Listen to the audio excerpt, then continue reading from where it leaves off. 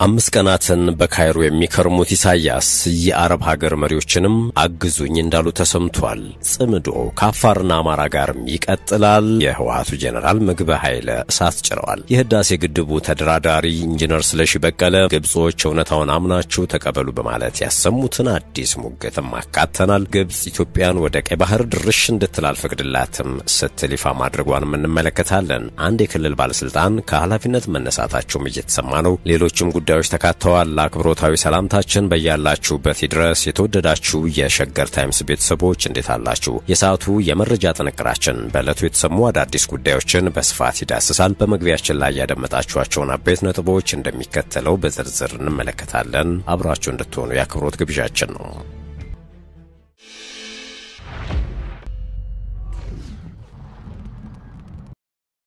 ወደ ቀዳሚው ጉዳያችን ስናመራ ጽምዶ ከአፋርና አማራ ጋር ይቀጥላል ብለዋል የህወሓቱ ጄኔራል ምግበ ኃይለ። በወርቅ ዝርፍ የሚወነጀሉት ብርጋዴር ጄኔራል ምግበ ኃይለ ከሰሞኑ አክሱም ከተማ በተደረገ አንድ ወታደራዊ ዝግጅት ላይ ባሰሙት ንግግር ከሰላም ስምምነቱ በኋላ አንድ ቁልፍ ጉዳይ ላይ ተስማምተናል፣ እርሱም እንመከታለን፣ ስንመከት ደግሞ ለጦርነት ሳይሆን ለሰላም ብቻ ነው ብለናል ሲሉ ነው የተደመጡት። ጄኔራሉ ህጋዊና ፍትሃዊ በሆነ መልኩ ጥያቄያችንን እንዲመለሱ ያለንን ኃይል ይዘን እንታገላለን በማለት የተናገሩት ምግበ ካልሆነ ግን መመከታችንን እንቀጥልበታለን ሲሉ ነው የተደመጡት። ጥያቄያችን ግልጽ ነው ያሉት እኚህ በአማራ ክልል በሚደረጉ ወታደራዊ እንቅስቃሴዎች ተጠያቂ ሆኑት የጦር አዛዥ እርሱም ግዛታችን ይመለስ፣ ተፈናቃዮች ይመለሱ፣ ከዚያም የትግራይ ሁኔታ ወደ ተረጋጋ ሰላምና ልማት የሚመለስበት ድባብ ይፈጠር ነው ብለዋል። ከኤርትራ ጋር የተጀመረው ጽምዶ የተሰኘው ጥምረትን በተመለከተ ሲያብራሩም እኛ ከኤርትራ ጋር የጀመርነው ግንኙነት የህዝብ ለህዝብ ነው ሲሉ አለባብሰውታል። ይህ ወዳጅነት ደግሞ ከአማራም ሆነ ከአፋር ጎረቤት ህዝብ ጋርም ይቀጥላል ሲሉ ተደምጠዋል። ይህን ሲሉ በአክሱም ጽዮን ፊት እየማልኩ ነው ሲሉም ተገዝተዋል። ሰላም እንዲሰፍን በአካባቢያችን ካለ ህዝብ በተለይም ከኤርትራ፣ ከአማራ፣ ከአፋር ጋር አብረን እንሰራለን ያሉት ጄኔራል ምግበ ጄኖሳይድ የሚቃወሙ ማናቸውም ኃይሎች ሰራዊታችንም ህዝቡም በዚህ አጋጣሚ ከጎናችኋለን ማለት እንፈልጋለን ብለዋል። ምግበም ጥያቄያችን ካልተመለሰ ራሳችንን ለመከላከል ዝግጁ ነን ያሉ ሲሆን ትግራይ በህግ የኢትዮጵያ ግዛት እንደሆነ እናውቃለን፣ ነገር ግን ለጋራ ህልውናችን ስንል የኤርትራ መንግስት ሊያግዘን ይገባል፣ አብረን መስራት አለብንም ሲሉ ተደምጠዋል። ምግበ ከኤርትራ ጋር የሚደረገው ግንኙነት በኢትዮጵያ መንግስት አይነ ቁራኛ እይታ ውስጥ እንደሚገኝ የጠፋቸው አይመስልም። ሂደቱም ለአንድ ክልል በህግ ያልተሰጠ የፌዴራል መንግስት ብቻ የሚከውነው ዲፕሎማሲያዊ ግንኙነት እንደሆነም ነው በተደጋጋሚ የሚጠቀሰው። ለአብነት ያክል ጠቅላይ ሚኒስትር አብይ ከሰሞኑ በነበራቸው የፓርላማ ውሎ ፕሪቶሪያ ስምምነቱ አንደኛ ህወሓት ህጋዊ ምርጫ አላደረገም፣ ህገ መንግስት ጥሶት ነው ያካሄደው፣ ያን የጨበራ ምርጫ ይሰረዝ፣ ሁለተኛ በዚያ ምርጫ የተቋቋሙ መንግስት ይፍረስ፣ ምክር ቤቱ ይበተን፣ ህጋዊ ምክር ቤት አይደለም፣ ሶስተኛ ከሁሉ የተውጣጣ መንግስት ይመረጥ፣ የታጠቀ ትጥቁን ይፈታል እንጂ መሳሪያ መደበቅን አልተስማማንም፣ ማሰልጠን ማስመረቅ አልተስማማንም ሲሉ መናገራቸው አይዘነጋም።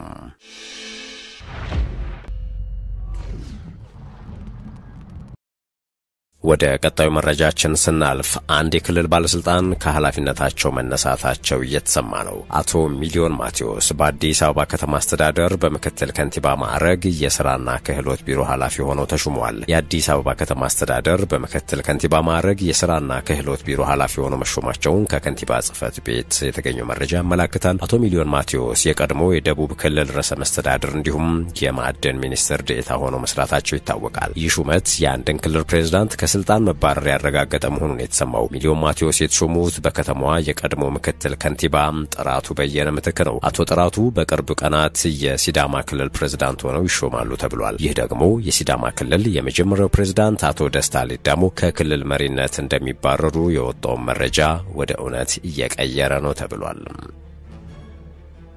ተከበራችሁ የሸገር ታይምስ ቤተሰቦች ቀጣዩ መረጃችን ግብጽ ኢትዮጵያን ወደ ቀይ ባህር ድርሽ እንድትል አልፈቅድላትም ስትል ይፋ አድርጋለች። ኢትዮጵያ ከረጅም ዓመታት በፊት በገፍ ያጣቸውን የባህር በር ዳግም ለማግኘት ጉዳዩን አጀንዳ አድርጋ ማንሳቷና በግልጽ የባህር በር የህልውናዬ ጉዳይ ነው ማግኘት አይቀርም ካለችበት ጊዜ አንስቶ የኢትዮጵያን እድገትና በጎ ነገር የማትሻው ግብጽ ነገሩን ስታጣጥል ከርማለች። ኢትዮጵያ በግልጽ የባህር በር ጉዳይን ማንሳቷ ግብጽን አንጨርጭሯታል። ይህንንም በተለያየ ጊዜ ባለስልጣናቷ ከሚያደርጉት ንግግርም ሆነ የጎረቤት ሀገራትን መሪዎች እየጠሩ ከሚያደርጉት ውይይት መረዳት ይቻላል። ይህችው ሀገር ታዲያ በውጭ ጉዳይ ሚኒስትሯ ባድር አብደላቲ በኩል ኢትዮጵያ በቀይ ባህር አስተዳደር ውስጥ ምንም አይነት ሚና የላትም፣ የቀይ ባህርን የማስተዳደር ጉዳይ የባህር ዳርቻ ሀገራትን ብቻ የሚመለከት ነው የሚል ዲስኩር ይዛ ብቅ ብላለች። እንደ ኢትዮጵያ ያሉ የባህር በር የሌላቸው ሀገራት ተሳትፎ ተቀባይነት የለውም ማለታቸውም ተሰምቷል። ግብጽ ከሳውዲ አረቢያ ጋር በቀይ ባህር አስተዳደር የወደፊት ዕጣ ፈንታ ዙሪያ እየመከረች ነው። ይህ ወሳኝ የባህር ላይ መተላለፊያን የማስተዳደር ደህንነቱን፣ መረጋጋቱን የማረጋገጥ ቀዳሚ ኃላፊነት ያለባቸው ሀገራት ሁለቱ ናቸው ሲሉ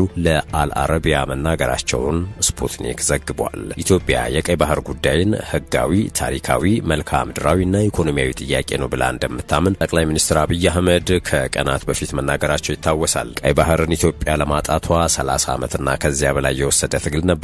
በ30 ዓመታት በብዙዎች ርብርብ ቀይ ባህር እንዳጣቸውን የገለጹት ቀይ ባህርን መልሳ ለማግኘት ግን በተረጋጋ መንገድ፣ በሰከነ መንገድ በውይይት መሄድ አስፈላጊ መሆኑን ገልጸው የፈለገ ብንወያይ ግን ለማጣት የፈጀብንን 30 ዓመት ለማግኘት ይፈጅብናል ብዬ አላስብም ሲሉ መናገራቸው የሚታወስ ነው። 5 ቀናትን በካይሮ የሚከርሙት ኢሳያስ የአረብ ሀገር መሪዎችን አግዙኝ እንዳሉም ተሰምቷል። ለ5 ቀናት ጉብኝት በሚል ግብጽ የሚገኙት የኤርትራው ፕሬዝዳንት ኢሳያስ አፈወርቂ ወደ ካይሮ ያመሩት ግብጽን ድረሽልኝ ለማለት ከኢትዮጵያ መንግስት በኩል ለተነሳው ጥያቄ የካይሮን ድጋፍ ብቻ ፈልገው እንዳልሆነ ለማወቅ ተችሏል። ከወደ ካይሮ የወጡ መረጃዎች እንደሚያሳዩት የገልፍ ሀገራት መሪዎችም በዚያው በግብጽ ይገኛሉ። ምክንያቱ ደግሞ የሀገሪቱ መንግስት ለማስመረቅ የተዘጋጀው አዲስ ሙዚየም መኖሩ ነው። ይህ አጋጣሚ እጅግ ለደነገጡትና አፋጣኝ ድጋፍ ይፈልጋሉ ለሚባሉት የኤርትራው መሪ ከበርካታ የገልፍ ባህረ ሰላጤ መሪዎች ጋር እንዲገናኙ እድል ይሰጣቸዋል ነው የተባለው። ለአብነትም ያክል የኤርትራ ቀኝ እጅ ናት የምትባለው ሳውዲ አረቢያ፣ ኩዌትና ጆርዳን መሪዎች በዚህ የሙዚየም ምረቃ ስነ ስርዓት እንደሚገኙ ታውቋል። አዛውንቱ የኤርትራ ፕሬዝዳንት እነዚህን ሀገራት መሪዎችን ያገኛሉ ተብሏል። ግብጽ የኤርትራ ሉዓላዊነትና የግዛት አንድነትን በጽኑ ደግፋለሁ በሚል በፕሬዝዳንት አብዱልፈታህ አልሲሲ በኩል ለቀናት ጉብኝት ካይሮ ለገቡት የኤርትራ ፕሬዝዳንት መናገራቸው ይታወሳል። ግብጽ በምታስመርቀው ግዙፍ ሙዚየም ስነ ስርዓት ላይ ለመታደምና በሁለቱ ሀገራት የጋራ ጉዳዮች ላይ ለመምከር በሚል ካይሮ ለገቡት ፕሬዝዳንት ኢሳያስ አፈወርቂ ፕሬዝዳንት ሲሲ ሀገራቸው የኤርትራ ደጋፊ መሆኗንም ገልጸው ነበር። ፕሬዝዳንት ኢሳያስና ፕሬዝዳንት አልሲሲ በክልላዊ ለውጦችና አዝማሚያዎች ላይም በዝርዝር ተወያይተዋል ተብሎ ነበር። በተለይም በሱዳን፣ በሶማሊያና በቀይ ባህር ደህንነት ላይ ያሉ ሁኔታዎች የውይይታቸው ማጠንጠኛ እንደነበርም ነው የተገለጸው። ሁለቱ መሪዎች በቀጠናው አንድነት እንዲሁም በአካባቢው ውስጥ ባሉ ሀገራት መረጋጋትና ሰላም ላይ ያላቸውን የጋራ እምነት ለማሳደግ ጥረታቸውን አስተባብረው በብርቱ ለመስራትና ለማስተባበር መስማማታቸውን የተገለጸው ፕሬዝዳንት ኢሳያስ በዚህ አስቸጋሪ ጊዜ ውስጥ ኤርትራ ከሱዳን ሕዝብ ጋር ያላትን ጠንካራ አጋርነትና በሱዳን የግዛት አንድነት ላይ ያላትን የማይናወጥ አቋም በድጋሚ አረጋግጠዋል የተባለ ሲሆን ፕሬዝዳንት ኢሳያስ የውጭ ጣልቃ ገብነት ግጭቱን ከማባባስ ባለፈ አዎንታዊ ድርሻ ያመጣም እንዲያውም ሊያባብሰው ይችላል ሲሉ መናገራቸው ተገልጿል። ፕሬዝዳንት አልሲሲ በበኩላቸው ግብጽ በሱዳን በሶማሊያና በቀይ ባህር ሰላምና መረጋጋትን ለማስፈን የበኩሏን ሚና ለመጫወት ዝግጁ መሆኗን መናገራቸው ተሰምቷል። በዚህ ረገድ ፕሬዝዳንት አልሲሲ ሁሉም የባህር ዳርቻ ሀገራት ሀብታቸውን ማሰባሰብና የቀይ ባህርን ሰላምና ደህንነት ለማረጋገጥ እንዲሁም ሀብታቸውን ለመጠቀም የሚያደርጉትን ጥረት ማቀናጀት አስፈላጊ መሆኑን አጽንኦት ሰጥተዋል። ይህ ውሳኔ ግን ኢትዮጵያን ያገለለ መሆኑ ልብ ይሏል። ወደ ሌላኛው መረጃችን ስናልፍ ደግሞ ግብጽ አማራጭ ውሃ አላት፣ ኢትዮጵያ ግን የዝናብ ጥገኛ ነች፣ የህዳሴ ግድቡ ተደራዳሪ ኢንጂነር ስለሺ በቀለ ያሉት ነው። ግብጾች እውነታውን አምነው እንዲቀበሉም ሙግት አሰምተዋል። የቀድሞው የውሃና ኢነርጂ ሚኒስትር ኢንጂነር ስለሺ በቀለ የውሃና የኢነርጂ ሚኒስቴርና በውጭ ጉዳይ ኢንስቲትዩት በጋራ በተዘጋጀ ሁለተኛው የኢትዮጵያ የውሃና የኢነርጂ ሳምንት 5ኛ ቀን ላይ ንግግር ሲያደርጉ ግብጽ ናይልን እንደ ብቸኛ የህይወት መስመሩ አድርጓ መግለጿን ተቃውመዋል። ኮንፈረንሱ የኢትዮጵያ የውሃ ሀብቶችና ኢነርጂ ያለፉ ተግዳሮቶች፣ የዲፕሎማሲ ስኬቶች እንዲሁም የወደፊት አቅጣጫዎች ከወሰን ተሻጋሪ እይታ አንጻር በሚል መሪ ቃል ነው እየተከናወነ የሚገኘው። በዚህ መድረክ ላይ ኢንጂነር ስለሺ በሁለቱ ሀገራት መካከል ባለው የውሃ ተደራሽነት ላይ ከፍተኛ ልዩነቶችን አጉልተው አሳይተዋል። በንግግራቸውም ግብጽ በርካታ አማራጮች አሏት፣ የከርሰ ምድር ውሃውን ከጨው የሚለዩበት ቴክኖሎጂና ከሜዲትራኒያን ባህር ቀጥታ የሚገናኙበት መዳረሻ አላቸው ብለዋል። በአንጻሩ ኢትዮጵያ በአመታዊ የዝናብ መጠን ላይ ጥገኛ ከመሆን ውጪ ሌላ የውሃ ሀብት አማራጭ የላትም በማለት ግብጽ ለምን አባይ ብቸኛ አማራጯ እንደሆነ አጥብቃ ትጠይቃለች ብለን መጠየቅ አለብን ሲሉ ነው የገለጹት። ኢንጂነር ስለሺ አስተያየታቸውን ሲቀጥሉ ሀገራችን የአባይ ወንዝን ፍትሃዊ አጠቃቀም በተመለከተ የታላቁ በተለይም ከኢትዮጵያ ህዳሴ ግድብ አንጻር ለረጅም ጊዜ ስታነሳው የነበረውን ክርክር በግልጽ ያስረዳል ሲሉም ይጠቅሳሉ። ነገር ግን ግብጽ የተለያዩ የውሃ ምንጮች ቢኖሯትም ግድቡን የህልውና ስጋት እንደሆነ ለዓመታት ስትሞግት ቆይታለች ብለዋል።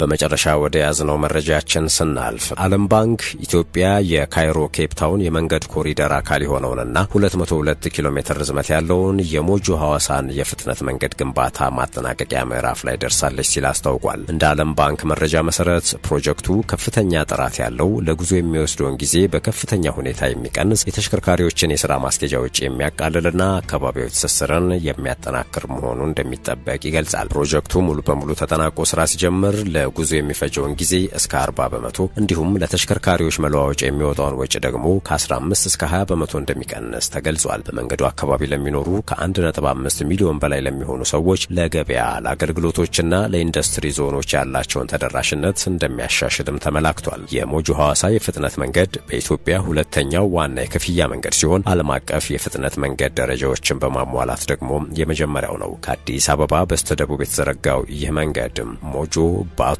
ሻሸመኔና ሐዋሳን የመሳሰሉ ቁልፍ የከተማና የኢንዱስትሪ ማዕከላትን በማገናኘት ለሀገር ውስጥና ለድንበር ተሻጋሪ ንግድ ወሳኝ ኮሪደር መሆኑ ተጠቁሟል። የዚሁ ፕሮጀክት አካል የሆነውና በዓለም ባንክ የ295 ሚሊዮን የአሜሪካን ዶላር ብድር የገንዘብ ድጋፍ የተደረገለት የባቱ አርሲ ነገሌ የፍጥነት መንገድ ግንባታ በመጋቢት ወር 2017 ዓ.ም ከ85 በመቶ በላይ መጠናቀቁ ተገልጿል። በዓለም አቀፍ የደህንነትና የአካባቢ ጥበቃ ደረጃዎች መስፈርት የተገነባው መንገዱ ባለ ሁለት አቅጣጫ መንገዶችን ደረጃቸውን የጠበቁ መለዋወጫዎችን የኤሌክትሮኒክስ ክፍያ ስርዓቶችንና ለእንስሳት መሻገር የተዘጋጁ ቦታዎችን ያካተተ ነው። ፕሮጀክቱ ሁሉን አቀፍ በሆነ አካባቢና የማህበራዊ ጥበቃ መርሆች ተመርኩዞ የተገነባ መሆኑን የተገለጸ ሲሆን ይህም የግንባታ አደጋዎችን ለመቀነስ የመልሶ ማቋቋም እቅድን ለመደገፍ እንዲሁም ሁሉን አቀፍ የማህበረሰብ ተሳትፎን ለማረጋገጥ ረድቷል ብሏል የዓለም ባንክ። የፍጥነት መንገዱ የጉዞ ጊዜንና ወጪን ከመቀነስ ባሻገር ለትምህርት ቤቶች፣ ለጤና ተቋማትና ለአካባቢ ገበያዎች ተደራሽነትን እንደሚያሳድግ ተገልጿል። በተጨማሪም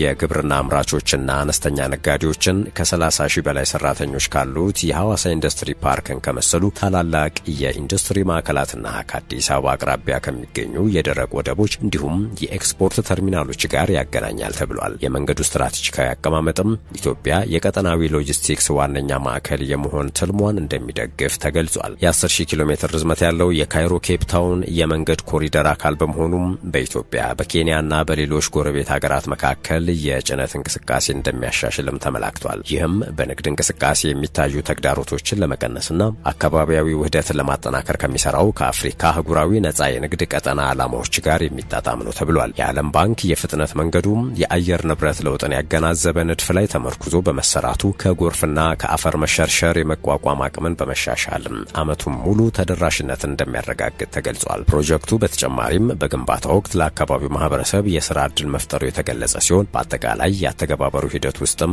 የማህበረሰቡን አስተያየት መካተቱ ተገልጿል። የሞጆ ሐዋሳ የፍጥነት መንገድ የሎጂስቲክስ አቅምንና የገበያ ተደራሽነትን በማሻሻል ለረጅም ጊዜ የሚዘልቁ ማህበራዊና ኢኮኖሚያዊ ጥቅሞችን እንደሚያስገኝ ይጠበቃል። ይህም ኢትዮጵያ በ10 ዓመት የልማት እቅዷ ስር ያስቀመጠችውን የመሰረተ ልማት ግቦችን እንደሚያጠናክር ነው የተመላከተው። ውድ የሸገር ታይምስ ቤተሰቦች ለአሁኑ ያዘጋጀነው ጥንቅራችን አበቃ። ስላዳመጣችሁ እናመሰግናለን። በያላችሁበት ሰናይ ጊዜ።